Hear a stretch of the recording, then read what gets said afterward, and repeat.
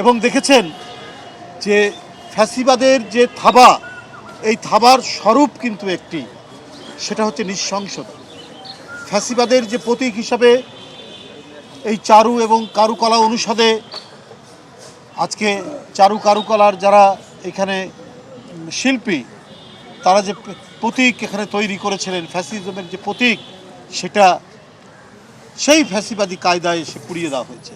ওরা হত্যা, ওরা পোড়ানো, ওরা অদৃশ্য করা, ওরা গুম করা আমাদের সুমহান ঐতিহ্যবাহী সংস্কৃতির মধ্যে এটা সংযোজন করেছিলেন শেখ হাসিনা। সেই সংযোজনের কারণে সেই সংস্কৃতি থেকে তারা বেরিয়ে যেতে পারছে না। আমাদের সংস্কৃতি ছিল মিলনের সংস্কৃতি, আমাদের আবহমান কালের সংস্কৃতি হচ্ছে ভ্রাতৃত্বের সংস্কৃতি, যেটা মিলনের বোধে উদ্বুদ্ধ করে।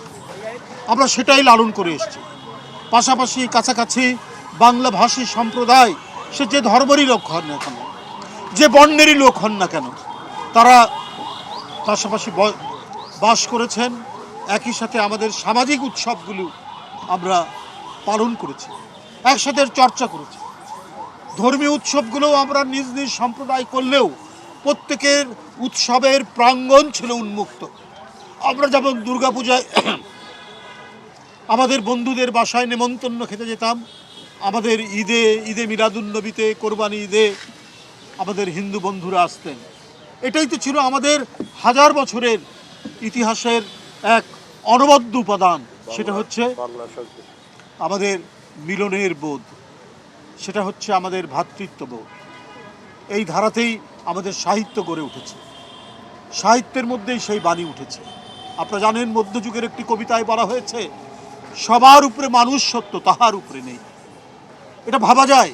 ইউরোপের মতো আমাদের এখানে রেনেসা, ইন্ডাস্ট্রিয়াল রেভলিউশন এই ধারাবাহিকতা হয়নি, কিন্তু মধ্যযুগের এক কবি, গ্রামীণ কবি, তিনি বলে বসলেন, সবার উপরে মানুষ সত্য, তাহার উপরে নেই। কি অসাধারণ কথা! যেখানে রেনেসা হয়নি, যেখানে ফিনান্সিয়াল ক্যাপিটালিজমের কোনো কথা নেই, যেখানে ইন্ডাস্ট্রিয়াল রেভলিউশনের কোনো কথা নেই, যেখানে এনলাইটমেন্টের কোনো কথা আসলে সব ইউরোপীয়। তো সেখানেও দেখুন এদেশের ঐতিহ্যের মধ্যে মানবতার বাণী ঠিকরে উঠেছে একজন গ্রামীণ কবির মুখ দিয়ে যে জিনিসটা বেরিয়েছে। এটাই তো আমাদের ঐতিহ্য। এখানে একমাত্রিকতা নেই, এখানে বিভাজন নেই, এখানে বিচ্ছিন্নতা নেই। আমরা সবাই একই ধানের মিরার। আমরা কেউ চকমকি পাথর, কেউ বিভিন্ন পাথর আমরা হতে পারি, কিন্তু আমরা একই প্ল্যাটফর্মের মোজাইক হিসাবে আমরা পরস্পরের সাথে জমাটবদ্ধ। তাই বন্ধুরা আমার, আমরা 5ই আগস্টের পর যে মুক্ত বাতাবরণ তৈরি হয়েছে, যে মুক্ত পরিবেশ তৈরি হয়েছে, যে স্বস্তি এবং শান্তিদায়ক যে পরিবেশের মধ্যে আমরা প্রাণবন্ত গণতন্ত্রকে পাওয়ার জন্য আমরা এখন অপেক্ষা করছি। আমরা বলছি যে প্রয়োজনীয় সংস্কার সম্পন্ন করে তাড়াতাড়ি অবাধ এবং সুষ্ঠু নির্বাচনের আপনারা ব্যবস্থা করুন। অন্তর্বর্তীকালীন সরকারের কাছে এটা বারবার আমরা আহ্বান জানিয়েছি, আমরা দাবি করেছি। এই নিয়ে অনেকেই অনেক ধরনের ধোঁয়াশা তৈরি করার চেষ্টা করছেন। আমার মনে হয় অন্তর্বর্তীকালীন সরকার সেই সবে কান না দিয়ে অতি দ্রুত, যার প্রতীক্ষা দীর্ঘদিনের, যে দাবি করতে গিয়ে ইলিয়াস আলী নেই আমাদের কাছ থেকে, চৌধুরী আলম নেই, সাইফুল ইসলাম হিরু নেই, সুমন নেই, জাকির নেই, অসংখ্য নাটক কর্মী আমাদের নেই, শুধু অবাধ সুষ্ঠু নির্বাচন নিশ্চিত করার এই দাবি নিয়ে গণতন্ত্রের অন্যান্য যে উপাদানগুলি সেটি প্রতিষ্ঠা করা, আমাদের মাঝ থেকে মানবিক সাম্য, আমাদের মাঝে ন্যায় বিচার, মানুষের শেষ আশ্রয়, এটা শেখ হাসিনা একেবারে উচ্ছেদ করেছিল। ন্যায় বিচার মানে হাসিনার বিচার, আদালত মানে হচ্ছে আওয়ামী লীগের একটি কার্যালয়, এইটা প্রতিষ্ঠা করেছিল। এখন সেই জায়গা থেকে আমাদের ফিরে আসার জায়গা। আমরা শিল্প সংস্কৃতির চর্চা সেখানেই সমৃদ্ধশালী হবে যেখানে গণতান্ত্রিক পরিবেশ থাকবে, যেখানে কেউ আগুন দিয়ে কিছু পোড়াবে না, যেখানে সবাই নির্মাণ করবে তাদের যে শৈলী, সে শৈলীর বহিঃপ্রকাশ ঘটাবে। এই ম্যানিফেস্টেশন আমাদের সংস্কৃতির অঙ্গ। সুতরাং আমরা মনে করি যে প্রয়োজনীয় সংস্কার, হ্যাঁ সংস্কার করতে হবে, কিন্তু সংস্কার তো চিরস্থায়ী বন্দোবস্ত নয়, পার্মানেন্ট সেটেলমেন্ট অ্যাক্ট নয়, সংস্কার চলমান প্রক্রিয়া। এখন যতটুকু করা যায় হবে, আবার যারা ক্ষমতায় আসবেন অনেক জায়গা থেকে অনেক দাবি আসবে, কথা উঠবে, সেটা রাজনৈতিক দল এবং জনপ্রতিনিধিরা সেটা বিবেচনায় নিয়ে সংস্কারের ধারাবাহিকতা চলবে, কিন্তু গণতন্ত্রের ধারাবাহিকতাকে তো বন্ধ রাখা যাবে না। গণতন্ত্রের ধারাবাহিকতাকেও অক্ষুণ্ণ রাখতে হবে।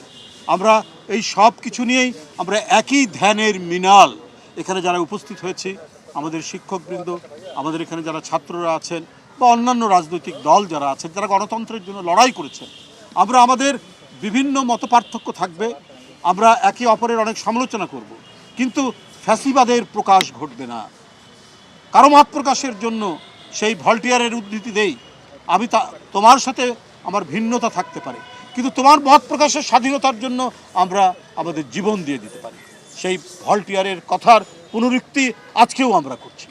এই সমাজ যাতে আধিপত্যবাদ, সম্প্রসারণবাদ, যারা আমাদের দীর্ঘদিনের অর্জিত আমাদের যে সাংস্কৃতিক ঐতিহ্য, গর্ব, আমাদের অর্জন, এইটাকে যেন তাদের থাবায় বিন্যস্ত করতে না পারে। আমরা আমাদের যে সংস্কৃতি সেটা নিয়েই আমরা চলব। আমরা জল চৌকিকে জল চৌকিই বলবো, আমরা পানি গ্রহণকে পানি গ্রহণই বলবো, এটার কোনো পরিবর্তন হবে না। জল চৌকিকে আমরা পানি চৌকি বলবো না, পানি গ্রহণকে আমরা জল গ্রহণ বলবো না। আমাদের সংস্কৃতির অতীত ঐতিহ্যের যে ধারাবাহিকতা, পদ্মা মেঘনার স্রোতের মতো যে বয়ে যাওয়া, এই বয়ে যাওয়া আমরা প্রবাহমান রাখবো।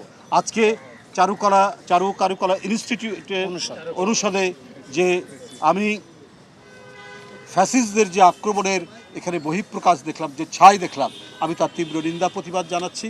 এর মধ্যে আমাদের যারা এখানে দুর্দান্ত প্রচেষ্টা চালিয়ে শিক্ষকবৃন্দ দিনরাত পরিশ্রম করে এবং শিক্ষার্থীবৃন্দ যারা এখানে কাজ করছেন, তারা সবাইকে আমি আন্তরিক শুভেচ্ছা জানাচ্ছি যে তাদের পরিশ্রমের মধ্যে দিয়ে তারা আগামীকালকের পহেলা বৈশাখ আমাদের এবং আনন্দ শোভাযাত্রা অত্যন্ত বর্ণময় হবে এবং সত্যিকার অর্থে আমাদের উৎসবের প্রাঙ্গণকে তারা বর্ণিল করবে, এই আশাবাদ ব্যক্ত করে সবাইকে ধন্যবাদ জানিয়ে আমার বক্তব্য শেষ করছি।